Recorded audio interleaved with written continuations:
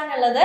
കാരണം കുറച്ച് മലയാളമൊക്കെ അറിയുന്ന, കാരണം 10th വരെ നാഗാലാൻഡിൽ പഠിച്ച് ആൻഡ് +1 നമ്മുടെ കേരളത്തിൽ വന്ന് പഠിച്ച അഗ്നി ബാച്ചില് നമുക്ക് ഏറ്റവും ബെസ്റ്റ് ആയിട്ടുള്ള മാർക്ക്, അതായത് 100% 520 ഔട്ട് ഓഫ് 520 മാർക്സ് വാങ്ങിച്ച ക്രിസ്റ്റിയാണ് നമ്മുടെ കൂടെ ഉള്ളത്. അപ്പൊ ക്രിസ്റ്റി എങ്ങനെയാണ് അല്ലെ, നമുക്കറിയാം ഭാഷ എന്ന് പറയുന്നത് ഒന്നിനും ഒരു ബൗണ്ടറി ഉള്ള ഒരു കാര്യമല്ല എന്ന് തെളിയിച്ചുകൊണ്ട്, അപ്പം ക്രിസ്റ്റി സംസാരിക്കുമ്പോൾ കുറച്ച് കൂടുതൽ ഇംഗ്ലീഷ് ആയിരിക്കും സംസാരിക്കുക. അപ്പൊ അതുകൊണ്ട് നിങ്ങൾ എന്ത് ചെയ്യുക, ഒന്ന് അഡ്ജസ്റ്റ് ചെയ്യുക. ഓക്കെ, അപ്പൊ നമുക്ക് എന്തൊക്കെയാണ് ഈ 520 ഔട്ട് ഓഫ് 520 നമ്മുടെ ക്രിസ്റ്റി വാങ്ങിച്ചെടുത്തത് എങ്ങനെയാണെന്നൊക്കെ ചോദിക്കാം.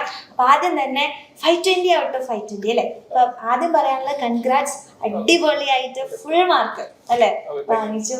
അപ്പം ഫസ്റ്റ് തന്നെ റിസൾട്ട് അറിഞ്ഞപ്പോൾ, അതായത് നമ്മൾ ചിലപ്പോൾ എക്സ്പെക്ട് ചെയ്യില്ല, ഓരോ എക്സാംസ് കഴിയുമ്പോഴും നമ്മളിങ്ങനെ നോക്കുക അത്രയൊക്കെ മാർക്ക് കിട്ടുമെന്നൊക്കെ നോക്കിയിട്ടുണ്ടാവും. അപ്പൊ എക്സ്പെക്ട് ചെയ്തിരുന്നോ ഈ 520 ഔട്ട് ഓഫ് 520? എക്സ്പെക്ടേഷൻസ് ഉണ്ടായിരുന്നു. റിസൾട്ട് ആക്ച്വലി അറിയുന്ന ഡേറ്റ് എനിക്ക് അറിഞ്ഞുകൂടായിരുന്നു.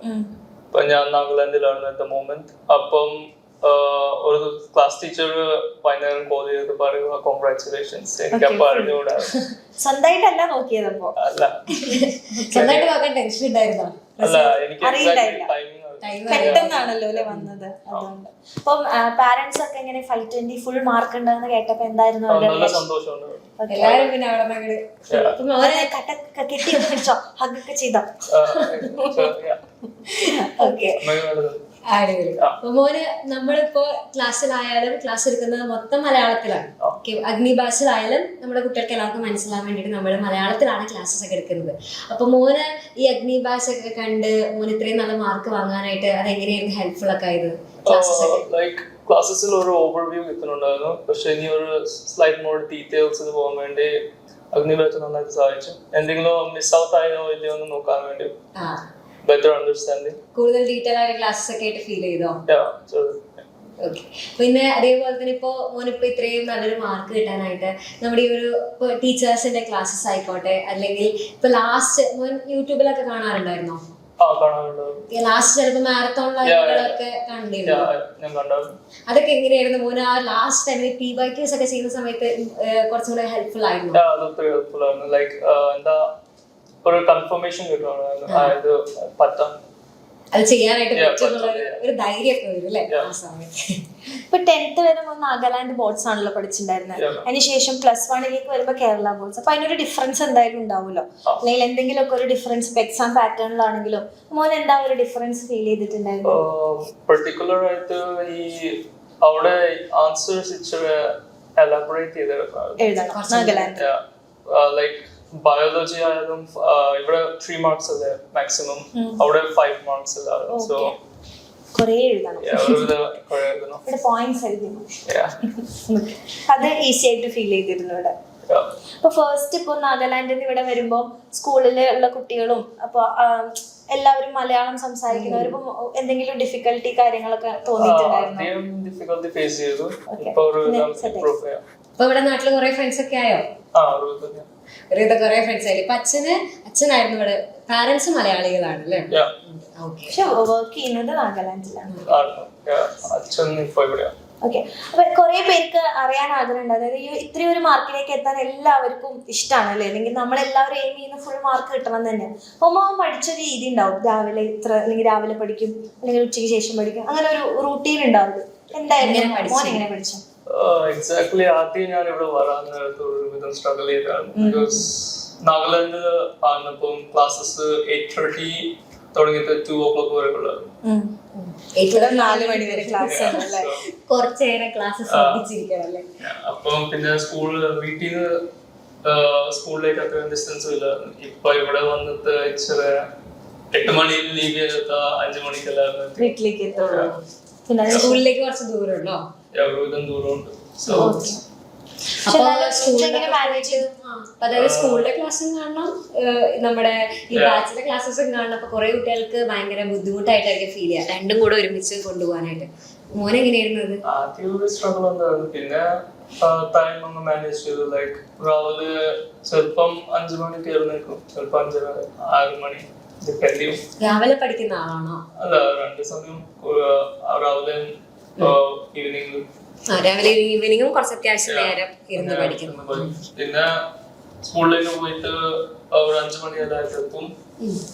പിന്നെ 5 മണി കഴിഞ്ഞിട്ട് ഒന്ന് ഫ്രഷ് അപ്പ് ആയിട്ടെല്ലാം ഒരു 6:30 അവിടെ ഒന്ന് ചുമ്മാ നോട്ട്സ് എന്തെങ്കിലും ഉണ്ടെങ്കിൽ അല്ലെങ്കിൽ ടെക്സ്റ്റ് ബുക്ക് എന്തെങ്കിലും റീഡ് ചെയ്ത് പോകാൻ അധികം.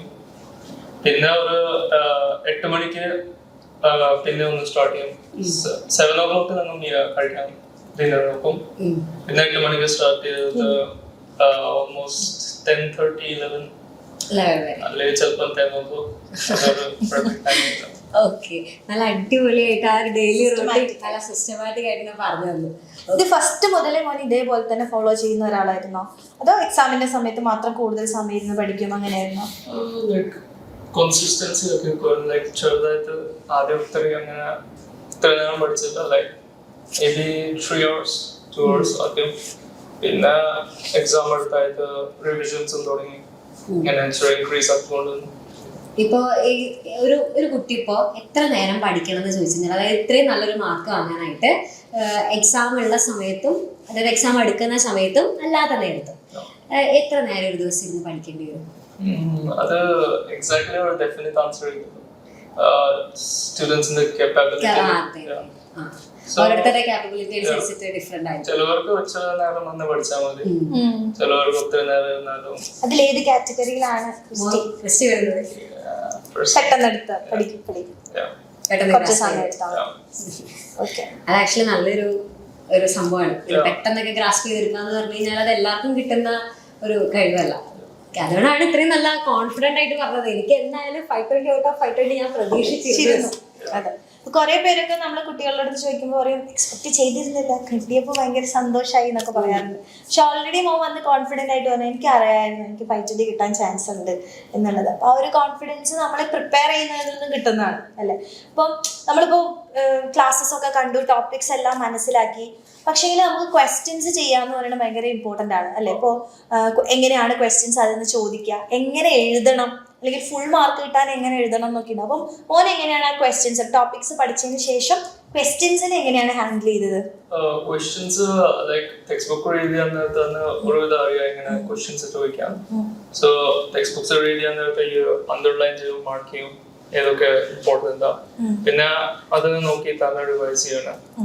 പിന്നെ ക്വസ്റ്റ്യൻസ് ക്ലാസ്സുകളുണ്ട്, എക്സാമിനുണ്ട്, ഇങ്ങനെ അതും സഹായിച്ചു. ഈ ക്ലാസ്സിലും ഇതൊക്കെ ആയിട്ട് ക്വസ്റ്റ്യൻസ് വരുന്നുണ്ട്, പിന്നെ ചാൻസസ് കുറഞ്ഞ ക്വസ്റ്റ്യൻസ് നോക്കി. അപ്പൊ മോൻ ഇനി +2 ഒക്കെ കഴിഞ്ഞ് കഴിഞ്ഞാല് എന്താവാനാണ് ആഗ്രഹം? ആസ്ട്രോഫിസിസിസ്റ്റ്. അടിപൊളി. ഇപ്പൊ BSc ഫിസിക്സ് എടുത്ത് പിന്നെ MSc ആസ്ട്രോ എടുക്കാനാണ്, അങ്ങനെ പോകാനാണ് താല്പര്യം. എന്തുകൊണ്ടാണ് ഫിസിക്സിനോട് ഒരു ഇഷ്ടം വരാനുള്ള കാരണം? അല്ല, അത് ചെറുപ്പം മുതൽ ആദ്യം ഒരു IPS ടൈപ്പ്, പക്ഷെ ഈ വലിയ സയൻസ് കൊണ്ട് ഒരു ഇൻട്രസ്റ്റ്. പിന്നെ ഈ ലോക്ക്ഡൌൺ ടൈമില് ഫ്രീ ടൈം ഒത്തിരി ഉണ്ടായിരുന്നു. അപ്പൊ നെറ്റിൽ കാണാൻ നേരത്ത് like space was interesting, universe was interesting. അങ്ങനെ അതുകൊണ്ട് ഇൻട്രസ്റ്റിംഗ് ആയി തോന്നിയതുകൊണ്ട് അങ്ങ് സയൻസിൽ വീഡിയോസ് കണ്ട് ഒരു ഇൻട്രസ്റ്റ് ഡെവലപ്പ് ചെയ്തു. അതുകൊണ്ട് വലിയൊരാളായിട്ട് മാറാൻ പോകുന്ന ആളാണ് നമ്മുടെ മുന്നിൽ ഇപ്പൊ ഇരിക്കുന്നത്.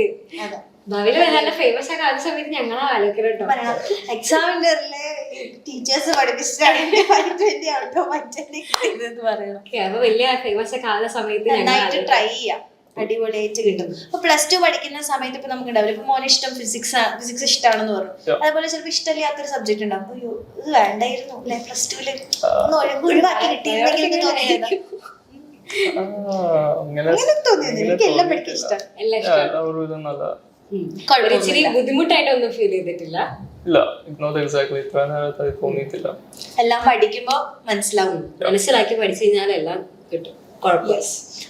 അപ്പൊ ഇതിപ്പോ ഇത്രയും മാർക്ക് കിട്ടൂലെന്നൊക്കെ വിചാരിച്ചിരിക്കുന്ന കുറെ മക്കളുണ്ടായിരിക്കും. ഈ 520 out of 520 എന്നാണ് മോന് ഇത്രയും ഈ ലാംഗ്വേജ് കുറച്ച് ഒരു ബാരിയർ ആയിട്ട് അവിടെ നിൽക്കുന്ന സമയത്ത് തന്നെ മോന് ഇത്രയും മാർക്കൊക്കെ വാങ്ങുമ്പോ എല്ലാവരും കുറെ ജൂനിയേഴ്സ് കുട്ടികളൊക്കെ വിചാരിക്കുക ഇത് നടക്കൂല, ഇത് അവർക്ക് കിട്ടൂല എന്നായിരിക്കും വിചാരിക്കുക. അപ്പൊ അവരോട് എന്താ പറഞ്ഞു കൊടുക്കാനുള്ളത്? I mean, ട്രൈ ചെയ്താലൊന്നും ഇമ്പോസിബിൾ ആയിട്ട് തോന്നത്തില്ല. ജസ്റ്റ് ദാറ്റ് നിങ്ങൾക്ക് പഠിക്കാൻ മനസ്സുള്ള സമയത്താണ് പഠിക്കുന്നത്. ലൈക്ക് പഠിക്കാൻ ഒട്ടും മനസ്സില്ലെങ്കിൽ പഠിക്കാൻ നോക്കിയാൽ ഒന്നും കയറാൻ പോകുന്നില്ല. അപ്പം ലൈക്ക് ഒരു മൂഡ് ഡെവലപ്പ് ചെയ്യും. ലൈക്ക് ആദ്യം ചെറുതായിട്ട് സ്റ്റാർട്ട് ചെയ്യുക 1 മണിക്കൂറായിട്ട്, പിന്നെ പതുക്കെ പതുക്കെ അത് കൂട്ടിയിട്ട് അവരുടെ ഒരു കംഫർട്ടബിൾ സോണിൽ അവർക്ക് ചെയ്യാം. സോ ജസ്റ്റ് ദ കൺസിസ്റ്റൻസി വേണം, അപ്പം എല്ലാം അച്ചീവ് ചെയ്യാൻ പറ്റും. നല്ല വിഷൻ ഉള്ള കുട്ടിയാണ്. അതെ, എല്ലാ സംസാരത്തിലാണെങ്കിലും എല്ലാത്തിലും വളരെ ക്ലാരിറ്റി ഉള്ള ഒരു ആളാണ്. അപ്പം മോന് ഇഷ്ടപ്പെട്ടിട്ടുള്ള ഈ ഒരു ഫീൽഡിൽ ഏറ്റവും എന്താ പറയാ ബെസ്റ്റിലേക്ക് തന്നെ എത്താൻ വേണ്ടി പറ്റട്ടെ. അതിന് എന്തായാലും പറ്റും. കാരണം ഞങ്ങളിപ്പോ കുറച്ച് നേരമാണ് മോന്റെ അടുത്ത് സംസാരിച്ചിട്ടുള്ളത്. പക്ഷെ അപ്പൊ തന്നെ ഞങ്ങൾക്ക് മനസ്സിലായി മോന് ഇവിടെ നിൽക്കേണ്ട ഒരാളല്ല, അത്രയും നല്ലൊരു ഹൈ ലെവലിലേക്ക് തന്നെ മോൻ എത്തും. കാരണം ആ മോന് അത്രയും നല്ലൊരു വിഷൻ ഉണ്ട്. അപ്പൊ അതിന് വേണ്ടിട്ട് ട്രൈ ചെയ്യാം. മോൻ പറഞ്ഞ പോലെ തന്നെയാണ് പറയുന്നത്, ട്രൈ ചെയ്താൽ കിട്ടാത്തതായിട്ട് ഒന്നുമില്ല. അതിനുവേണ്ടി നന്നായിട്ട് ട്രൈ ചെയ്യാം. ഏറ്റവും ബെസ്റ്റ് തന്നെ എന്ത് ചെയ്യാം, എയിം ചെയ്യാം. അപ്പൊ ഉറപ്പായിട്ടും അതിലേക്ക് തന്നെ എത്തും. All the very best. അടിപൊളിയായിട്ട് സംസാരിച്ചു. 520 വാങ്ങിയതിന് അടിപൊളി. Thank you. Thank you.